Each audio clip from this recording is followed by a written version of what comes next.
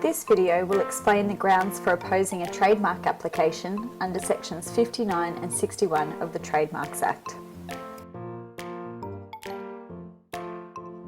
Under section 59, the registration of a trademark may be opposed on the ground that the applicant does not intend to use or authorise the use of the trademark in Australia or assign the trademark to a body corporate for use in Australia.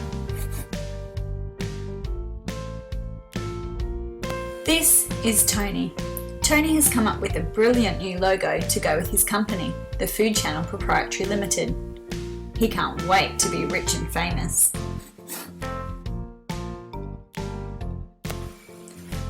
Tony raced off to register the trademark, which featured a stylised television with a banana and chili as the antenna.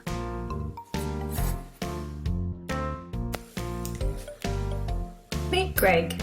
Greg is the owner of Television Food Network. Greg is Tony's nemesis and competition, and he does not want Tony to register the mark. He opposes the registration under section 59 of the Trademarks Act on the grounds that Tony does not actually intend to use the mark. So what does Greg have to do?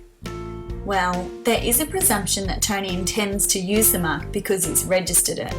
So it will be up to Greg to establish that Tony did not have the requisite intention when he made his application. This is not going to be easy.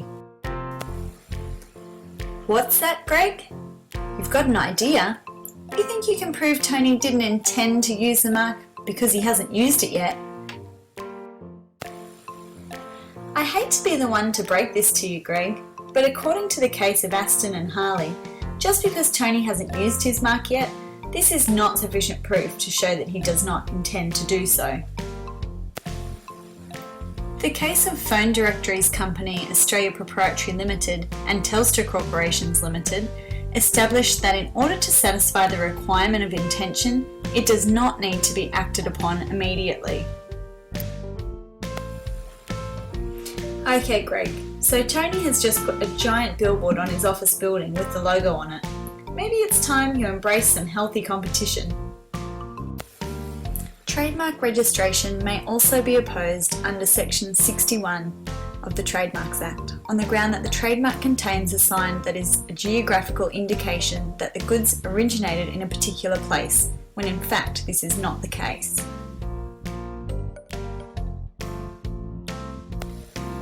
Jill works in an Australian winery.